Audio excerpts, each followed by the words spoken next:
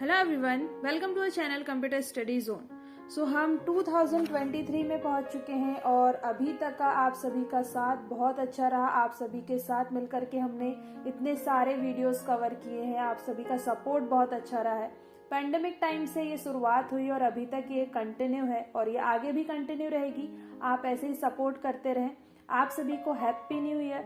साथ ही आज हम बात करने वाले हैं कि अब हम न्यू ईयर जो है इसको किस तरीके से शुरू करें, क्या स्ट्रैटेजी बनाएं, कैसे प्लानिंग करें, किन किन चीज़ों पे हमें वर्क करना है।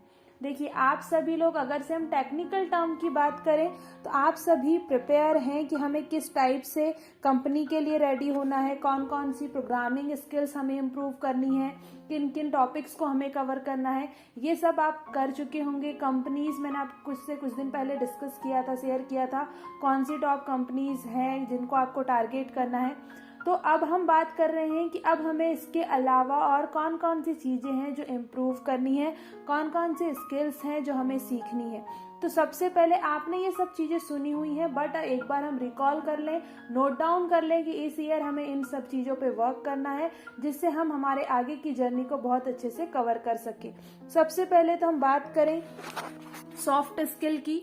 तो सॉफ्ट स्किल क्वालिफिकेशन और सर्टिफिकेशन के साथ साथ सॉफ्ट स्किल भी बहुत इंपॉर्टेंट होती है, क्योंकि पैंडेमिक के बाद का जो हम अभी टाइम देख रहे हैं, यहाँ पर ये जो स्किल्स है ये आपको बहुत ज़्यादा हेल्प करेगी, जिससे कि आप बहुत अच्छे से ग्रो कर पाएंगे। सेकेंड, हम बात करें कि आपका ग्रोइंग माइंड, आपका माइंड जितना ग्रो करेगा, आप जितने अच्छे से आप अवेयर रहेंगे सारी चीज़ों से, चैलेंजेस आप उतने अच्छे से ले पाएंगे और आप बहुत अच्छे से अपना करियर स्टार्ट कर पाएंगे। जितना ज़्यादा आप अच्छे से सोच सकते हैं, जितना आप पॉजिटिव सोचेंगे अपने वर्क में, आप उतना ही अच्छा कर पाएंगे। थर्ड आता है कम्युनिकेशन।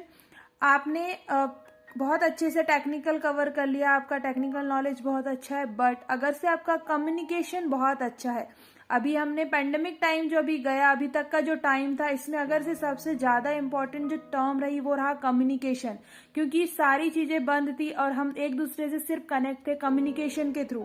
कंपनीज वर्क कर रही थी, सारी चीज़ें चल रही थी कम्युनिकेशन के बेसिस पर। तो हम अपना कम्युनिकेशन जितना अच्छा रखेंगे, जितना स्ट्रांग कम्युनिकेशन होगा, हमें उस पर वर्क करना है, हमें उसे लाइटली नहीं लेना है। इसके बाद हम बात करें क्रिएटिविटी। किसी भी प्रॉब्लम को सॉल्व करने के लिए आप कितने क्रिएटिव हो, कितने आप अपनी क्रिएटिविटी दिखा सकते हो, ये इम्पॉर्टेंट है, क्योंकि हमें एक ओल्ड पैटर्न पे वर्क नहीं करना है। हमें उसी वर्क को न्यू तरीके से, नए तरीके से आप कैसे क्रिएटिव वे में कर सकते हो, क्या न्यू कॉन्सेप्ट लेकर के आ सकते हो, हमें इस पर वर्क करना है। इसके बाद जो एक चीज बहुत आप सभी में कम होती जा रही है, हम देखें जिसपे हम वर्क नहीं कर पा रहे, फोकस। हमने टारगेट कुछ और किया था, हम वर्क कुछ और करने लगे, पहुंच कहीं और गए। तो क्या हो रहा है कि हमें किसी एक चीज पे फोकस नहीं कर पा रहे हैं, जिससे हमें जो टारगेट गोल था वहां तक नहीं पहुंच पा रहे हैं। तो हमें इस पर भी वर्क करना है कि जो हमने टारगेट सेट कर रखा है, हमें उसी पर फोकस करना है, हमें उसी के लिए वर्क करना है।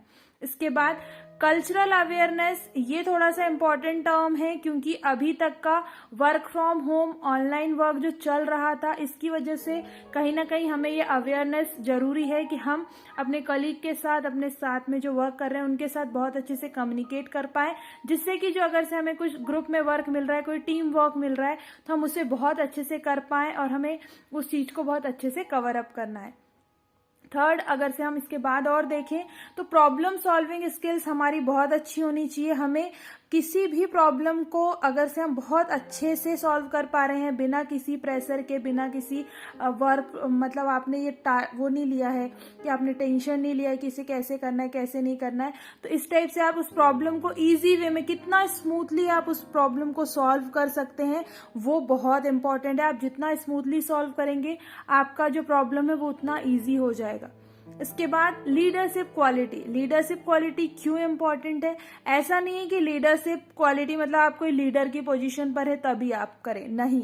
आपका हर एक छोटा से छोटा काम भी आप एज अ लीडर करें, आपकी पर्सनालिटी में वो दिखना चाहिए। आपका एटीट्यूड ऐसा होना चाहिए कि एक लीडर के जैसा। तो अपने उस एटीट्यूड में वो लीडरशिप क्वालिटी को इम्प्रूव करना है। ऐसे नहीं कि हम बैक साइड पर हैं और वर्क कर रहे हैं, ऐसा नहीं करना है। अपने हर एक इंडिविजुअल, आप सभी का एक एटीट्यूड है, उसमें आपको लीडरशिप क्वालिटी शो करना है। इसके अलावा इमोशनल इंटेलिजेंस, ये एक इम्पॉर्टेंट टर्म है जिसमें कौन सी चीजें आएंगी, सेल्फ अवेयरनेस, कोऑपरेटिव आप कितने अच्छे से कर रहे हैं, आप सेल्फ अवेयर हैं, आप कोऑपरेटिव होकर के वर्क कर रहे हैं, तो कहीं ना कहीं आप उस वर्क को बहुत स्मूथली भी कर पाएंगे। अगर कुछ प्रॉब्लम आ रही है, आप किसी के साथ कोऑपरेट कर रहे हैं, तो आपके साथ भी वो कोऑपरेट करेंगे और उस वर्क को आप इजीली कर पाएंगे, एक दूसरे की हेल्प से कर पाएंगे। तो आपको इस पर भी वर्क करना है। सो ये कुछ छोटी छोटी चीजें हैं जो हमें अपनी स्किल्स में और एड ऑन करनी है, जिससे कि हम जो प्रिपेयर कर रहे हैं, जो प्रिपरेशन कर रहे हैं, उसके लिए हम और अच्छे से अपना 100% कर पाएं और अपना जो टारगेट है उस तक हम पहुंच पाएं। Thank you.